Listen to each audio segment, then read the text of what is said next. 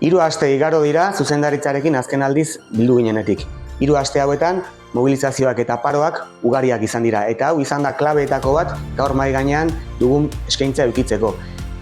Maila bajuko negoziak eta batetik ihes egin dugu eta urrats garrantzitsuak eman dira gaurkoan. Hala nola, produkzioaren araberako komisioa, sortu nahi zuten komisioa, malgutasunerako komisioa mahai gainetik kendu dute. Beasaingo tailerretan 170 finko eskaintzen dira dagoeneko eta Irungo tailerretarako 37. Horrez gain, Beasainen 10 delineatzaile eta 5 prozesista berri sartzea ere jartzen du mahai gainean enpresak. Soldaten inguruan, KPIa bermatzen du 2023 urterako, KPIa gehi 0,5 2024 eta 2025 urteetarako. Titulatuen inguruan, 16 orduko lanaldi murrizketa jartzen du mahai gainean enpresak hurrengo 2 urteetarako. Horrez gain, senideak medikura laguntzeko bi lizentzia konkretutan ere hobekuntzak jasotzen dira. Beste gai garrantzitsu bat, altzairutegiaren gunean froga nabe berri bat egitearen inbertsioaren konpromezua da. Detaileetan sartuta, 5 trenbideetako froga nabe bat izango litzake, 155 metroko luzerarekin eta lanpostu berriak sortuko lituzkenak 2025ko udarari begira.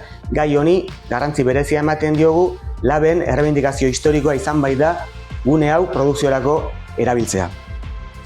Hala ere, ezin dugu ontzat eman azkeneko proposamen hau, eta labek ez du onartuko.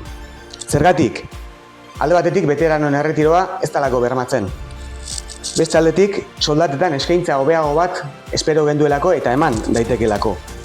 Tailerreko lanpostuetan, delineatzailetan eta administrari postuetan ere kopuru altuagoak eskatzen ditugu.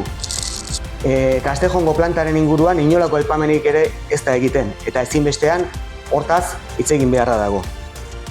Kolektibo guztientzat 1592,5 orduen egutegia ere bultzatzen jarraitzen dugu, eta urrats gehiago eman daitekeela deritzogu, antzinatasunaren ordaintzaren gaiarekin bezala. Eta azkenik, era 3 urtean azpikontratatuta dauden langileen barneratzea ere mahai gainean egon behar da. Azken asteetan zenbait sindikatu eduki duten joera ikusita batasunaren deia egin nahi dugu. Presio sindikalaz eta langile borrokaz atera dezakegu hitzarmen hobeago bat aurrera. Zentzu hortan, hurrengo mobilizazio fase bat ekiditea zuzendaritzaren esku dago.